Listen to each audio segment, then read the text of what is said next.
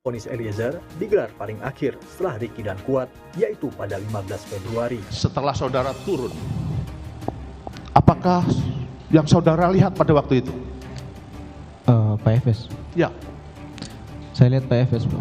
Pas jadi saya turun tangga, saya ketemu sama Pak Efes. Ya. Pada saat itu sudah menggunakan sarung tangan, Bapak. Pastikan. Apakah sarung tangannya seperti ini? Tidak, Bapak. Atau masker? Sarung tangan, Bapak. Sarung tangan, Ya. seperti ini. Ya. Itu masker, Bapak. Masker ya. Siap, Bapak. Nah, saya ulangi lagi, seperti ini atau masker? Itu masker, Bapak, kalau yang seperti itu. Nah, saya ingin melihat bagaimana ketajaman penglihatan Siap. saudara. Pada waktu itu terang, Terang, Bapak. terang ya. Terang. Tapi pintu sudah ditutup.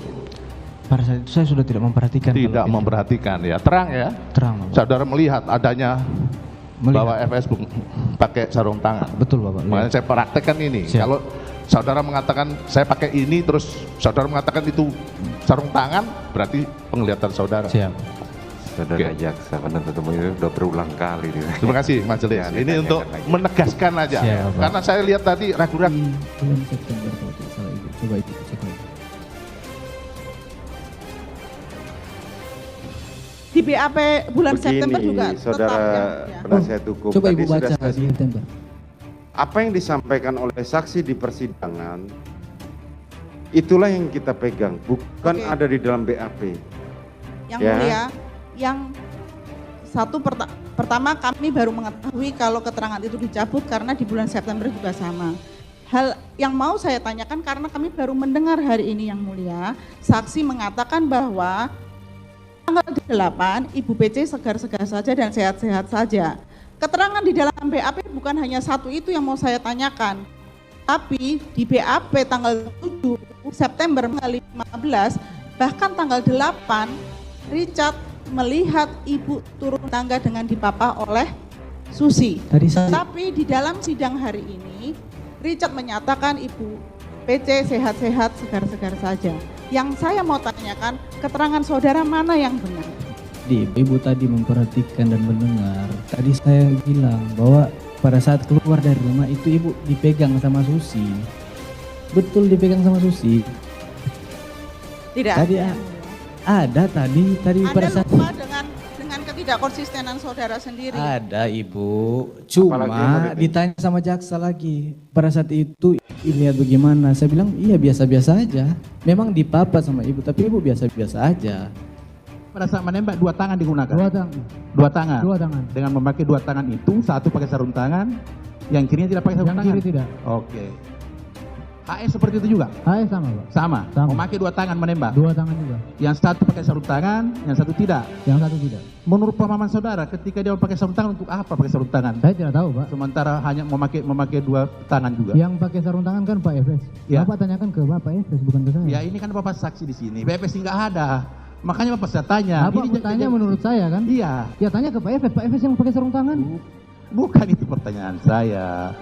Pertanyaan yang mulia. Saudara Iya, penasihat Bapak. hukum, saudara tolong pertanyaannya diganti. Oke, yang mulia. Terima kasih yang mulia. Selanjutnya. Biasanya secara tenang karena Tegang, bukan tenang. oh iya Tegang. oh iya, siap. Betul ya? Oh, berarti nggak jadi berarti. Oke. Yang kedua ini aja ya, untuk yang gambar sketsa tadi. Jadi kenapa saya menggambar sketsa karena memang Pak Agus belum pernah ke TKP. Jadi untuk menjelaskan lebih detail Iya. tentang itu. Itu yang dijelaskan sama saksi tadi. Siap, yang mulia. Yang ketiga untuk Pak Santo yang mulia. Tadi Pak Santo menjelaskan bahwa pada saat meminta senpi kepada saya, setelah saya serahkan senjata api saya langsung meminta simsa saya, surat izin memegang senjata api.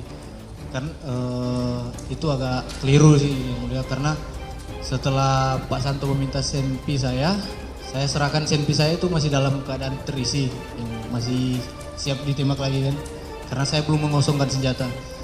Lalu Pak Santo sempat menanyakan kepada saya tentang simsa.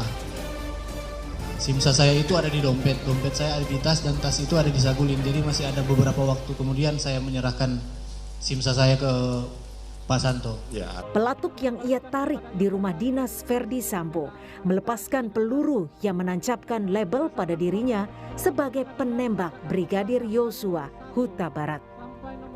Jaksa meyakini Richard merupakan salah satu pelaku utama sehingga tak bisa mendapatkan keringanan hukuman seorang justice kolaborator. Sebuah sudut pandang yang dibantah tegas oleh mantan Hakim Agung Joko Sarwoko. Ia meyakini bahwa ada dua alasan kuat mengapa Richard Eliezer bisa dibebaskan. Joko menilai Eliezer bukan pelaku utama. Ia hanya melaksanakan perintah jabatan dari seorang jenderal yang berulang kali mengatakan di sidang siap bertanggung jawab. Malah tidak bertanggung jawab, tidak bisa diminta pertanggungjawaban. Tidak bisa dimintai pertanggungjawaban artinya apa, Pak? Karena tanggung jawabnya adalah orang yang memerintahkan. Ya. Dan itu kalau tidak salah dengar, Sambo berulang kali mengatakan bahwa itu semua tanggung jawab saya. Dan begitu dia mengatakan. Lalu alasan yang kedua untuk meringankan itu adalah sebagai whistleblower tadi atau sebagai pengungkap fakta, justice kolaborator. Bahkan sebenarnya malah bisa membebaskan. Bisa membebaskan. Kalau hakimnya mau, ya. Kalau hakimnya mau itu bisa membebaskan. Di luar persidangan, nasib Richard Eliezer memang bak magnet. Gelombang dukungan dari masyarakat sipil, LSM, hingga aliansi akademisi mengalir deras, menuntut keadilan bagi sang penguak fakta. Memohon pada hakim agar vonis Richard Eliezer tanggal 15 Februari nanti setidaknya lebih ringan dari terdakwa lain. Dari seorang jenderal yang berulang kali mengatakan di sidang siap bertanggung jawab. Malah tidak bertanggung jawab, tidak bisa diminta pertanggungjawaban. Tidak bisa dimintai pertanggungjawaban artinya apa, Pak? Karena tanggung jawabnya adalah orang yang memerintahkan. Ya.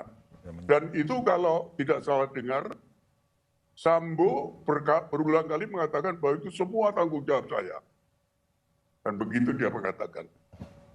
Lalu alasan yang kedua untuk meringankan itu adalah sebagai whistleblower tadi atau sebagai pengungkap fakta, justice kolaborator. Bahkan sebenarnya malah bisa membebaskan. Bisa membebaskan. Kalau hakimnya mau, ya. Kalau hakimnya mau itu bisa membebaskan. Di luar persidangan, nasib Richard Eliezer memang bak magnet.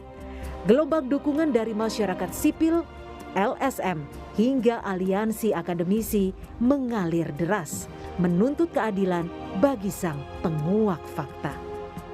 Memohon pada hakim agar vonis Richard Eliezer tanggal 15 Februari nanti setidaknya lebih ringan dari terdakwa lain.